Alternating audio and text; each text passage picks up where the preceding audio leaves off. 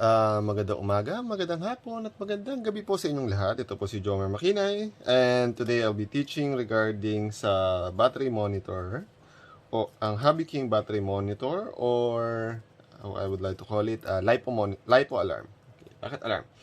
Itong gadget na ito is very simple. Pwede siyang i-solder directly to the JXT plug yata ito, kung hindi ko nagkakamali. Dito. Para habang ginagamit mo yung lipo mo, ay mamonitor siya kung sabay nalolobat na, bumababa na, or lobat na. Normally kasi ang problema sa ating mga air supplyers is that hindi tayo masyadong maingat sa ating lipo. Napapabayaan natin siyang malobat. Normally kasi ang lipo battery can go down up to 9 volts na depending sa pagkakagawa ng baril, pagkakasetup niya, pwede pa siyang pumutok. Even though nalobat na siya at 9 volts. Kasi normally, hindi ka dapat bababa sa 3 volts per cell. More that on another video. Sa case na to, papakita ko sa inyo kung paano siya gumagana. Since napakahirap naman, nakakabitan ko yung LiPo ng LiPo alarm, tapos papabayaan ko lang siyang gamitin ko siya in a game, it will take far too long. So, gagamit ako ng aking DIY variable voltage power supply. So parang more or less parang ito yung LiPo battery. Kasi ang mini-measure lang naman ito is yung overall voltage. Okay? Voltage for cell. As you can see, yung nagalaw. And blue. So sabihin, fully charged pa siya. At ang sabi ng display is 11.4. Sabi ni manual, this is a 3-cell configuration. Ang 11.1 volts na as long na 11.1 pataas, kulay blue pa siya. In sa case na to, 11.4. So, normal nga talaga maging blue. Then, pag bumaba sa 11.1, yun yung reminder na siya na parang, uy, ingat-ingat ka na. Next one is, magpupula na at 10.2 to 9.9 volts. And lastly, 9.9 volts. Okay? Yon, mag-a-alarm na siya. Sabihin na natin na mas okay, para sa akin mas okay na mag-ingay ito, ma-alert yung mga kalaban mo or kung sino, hindi mo siguro nakakaya yun sa game, kaysa naman masira ang battery. Di ba? Okay, so let's start. Let's set this aside.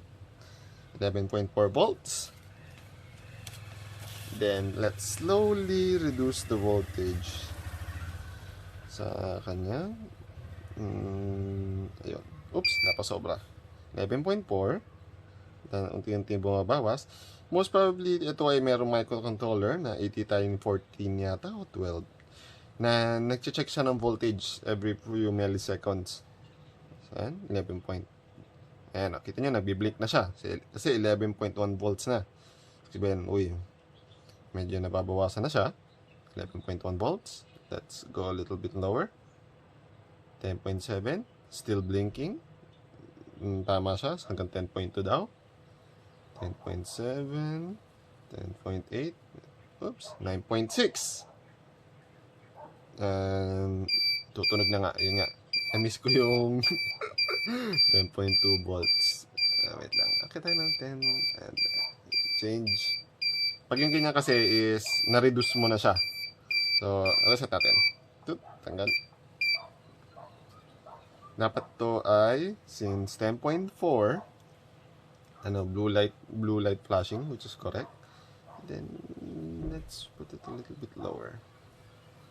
9.8, oops, below 9, tutunog to. 10.2. Ayan. See, nagre-reminder na siya na, uy, malulobot ka na, tigil na. Kung ikaw ay pasaway pa at pinabayaan mo pa bumaba, oops, sobra na yan, Kunyari, masama na sa battery mo at 9 volts. Ayan, mabilis na beep at blinking lights na siya. Ito yung case na dapat tigilan mo na talaga. And kailangan mo na siya i-charge. Kasi ang 9 volts divided by 3 is less than 3 volts per cell. Masama na yon. Okay? Try lang natin. Para sabihin natin na walang daya sa LiPo. Positive to positive, negative to negative. As yan, this is blue light. Tama naman. Dahil ang first the multitester and voltage niya ay more than multitester. Yeah. Multitester. Let's put it. Para na din sa kalaman niya, ito yung paano paggamit ng multitester sa pag-check ng ating LiPo battery. Set natin, voltage to DC. Then, huwag nyo lang pagdidikitin. Tap, dikit. And, it's 11.68. So, tama nga naging blue. Ito din pala, dagdag ko na rin. Itong JSXT plug, pwede natin isang i-measure ng individual voltage per cell. Bakit importante yon? Para malaman mo kung meron ka ng cell na bababa sa, sa 3 volts or hindi sila pantay. Yun yung time na kailangan mo gumamit ng balance charger or balancer. Okay, let's see. It's 3.92 for the cell. The next cell. And, oops. 3.89. Hindi na nga balance. Last but not the least, 3.84. Hindi nga balance siya. Tagal na kasi sa akin ng battery nito, 10 taon na to. So, hindi ka na siya masyado nagagamit for game. Okay? So, I hope that you find this informative. Kung meron na kayong tanungan, isulat nyo lang po sa comments box and I will try to answer it as soon as possible. Okay? Yun lang po. Salamat!